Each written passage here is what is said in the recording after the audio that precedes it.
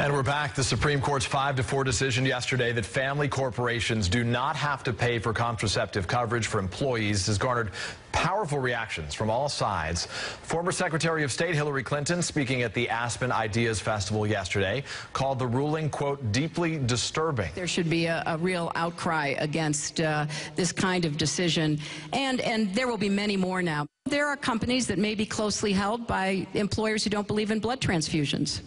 That's a religious belief that certain people hold. So does that mean if you have need for a blood transfusion, your insurance policy doesn't have to cover it?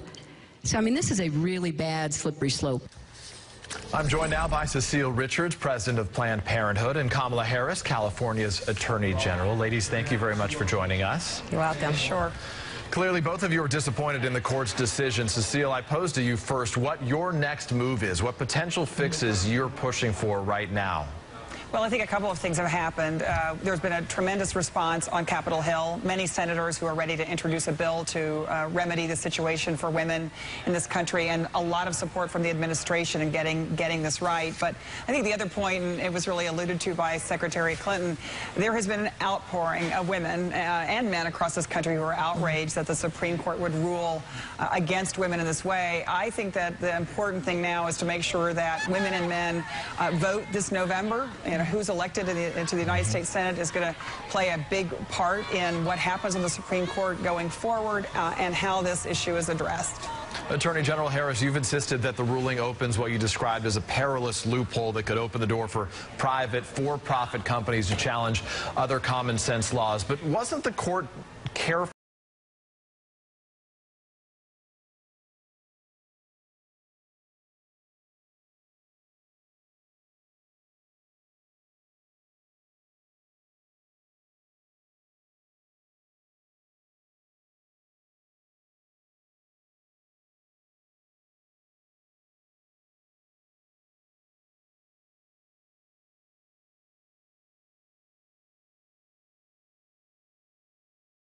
Be more narrow than perhaps you're suggesting?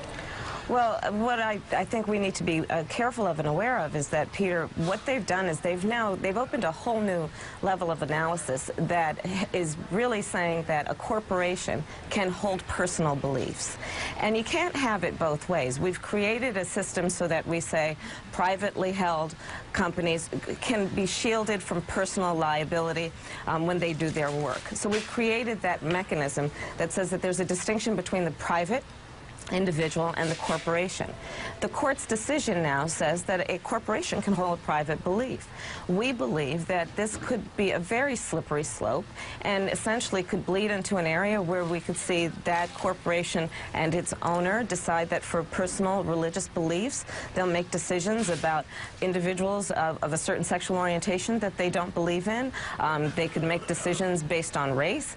Right. And it's something that we should all be very, very concerned about, because this now leaves up to lower courts and other courts the ability to interpret more broadly the Supreme Court's decision. Cecile, help us out here. What are the added challenges that women will now face, in your view, as a result of this ruling, in real terms? Well, what it means is that women can't necessarily get the birth control that their doctor prescribes and that's best for them. And that was one of the things that was quite interesting yesterday, Peter, is to see the American Medical Association, other national medical groups come out against this ruling, because they're saying basically now it is allowing a boss or an employer to make a decision for a woman about what type of birth control she can or can't use. This is, as I think, as is said, this is a very wide open door now, and I think we're going to see more and more challenges to the birth control benefit across the country. And Attorney General Harris, can you give us a better understanding, and this has been debated about over the last 24 hours, if not before, how many companies are closely held that would be affected by this ruling? How many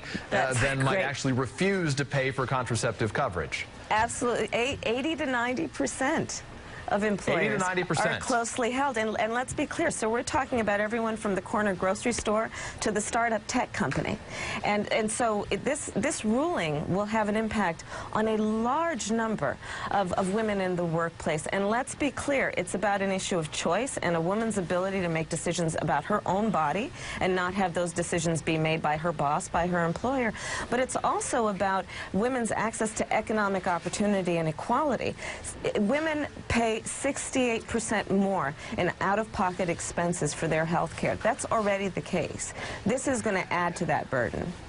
Cecile Richards and Attorney General Kamala Harris, we appreciate your time very much. Thank you. Thank you. Thanks, Peter.